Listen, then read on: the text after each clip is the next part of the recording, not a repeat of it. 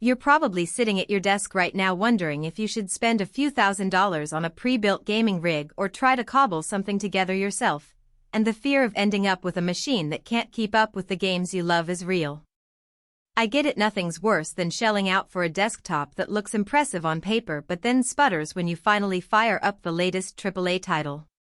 Link is in the description if you want to check the product details on Amazon. So let's walk through what the Adamant custom 3-year warranty 24-core workstation actually delivers in everyday use, and whether it's the right fit for you or a waste of cash.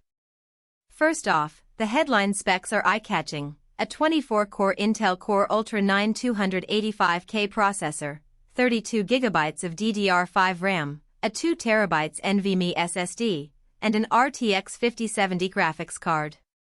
Those numbers sound like a dream for anyone who wants to game at 144Hz on a 1440p monitor, but the proof is in how the system behaves once you're sitting in front of it.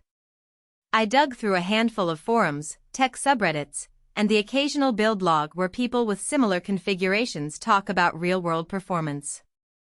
The consensus is that the CPU's 3.7 GHz base clock, backed by a 240mm AIO liquid cooler, handles multi-threaded workloads like video editing, streaming, and the occasional 3D rendering without hitting the thermal ceiling. In gaming, the RTX 5070, while not the top-of-line RTX 4090, holds its own in titles that still rely heavily on rasterization, delivering solid 1080p and decent 1440p frame rates with settings cranked high. Now, let's talk about the everyday experience. If you're the type who drops into Cyberpunk 2077 or Elden Ring after a long day and expect buttery smoothness, this machine will give you a respectable 7080 frames per second at 1440p, ultra settings, and you'll rarely see a dip below 60 frames per second even in the most chaotic boss fights.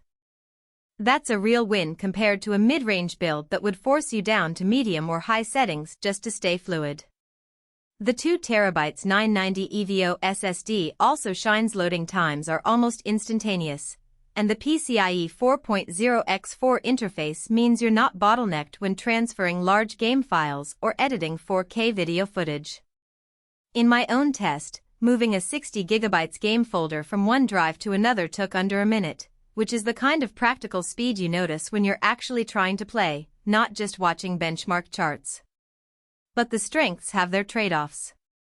The 850W80 Plus Bronze PSU is competent, yet it's not the most efficient class you could find. In a system that draws around 500600W under full load, you'll see a bit more heat and a slightly louder fan curve than a higher efficiency 80 Plus Gold unit would provide.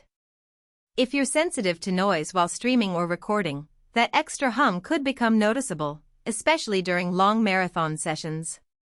Also, the case design is fairly standard for a pre-built. It's not a showcase chassis with tempered glass or RGB that you'd see in boutique builds. That's fine if you're not planning on showing it off, but if you want a desk that doubles as a conversation piece, you might feel a bit underwhelmed. Who should actually consider this rig? First, gamers who also dabble in content creation, streaming, occasional video editing, or 3D modeling will benefit from the 24-core CPU and the generous DDR5 memory.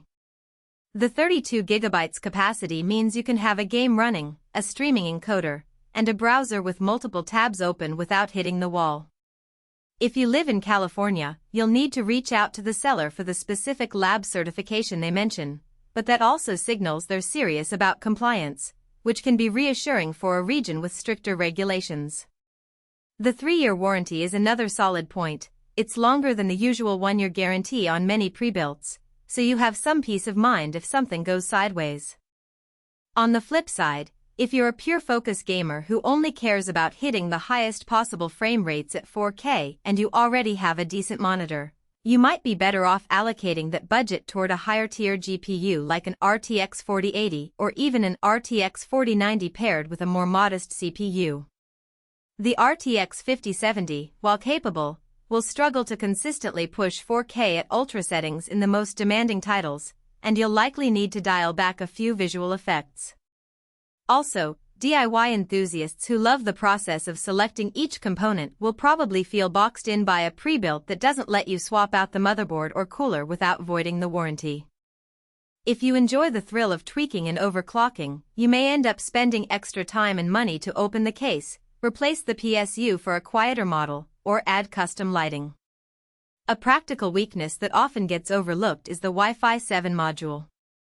It's cutting edge, but most home routers haven't caught up yet. In real-world conditions, you'll likely still be on a Wi-Fi 6 or even Wi-Fi 5 network, meaning you won't see the theoretical speed boost until your ISP and router upgrade. That said, the inclusion of Bluetooth 5.4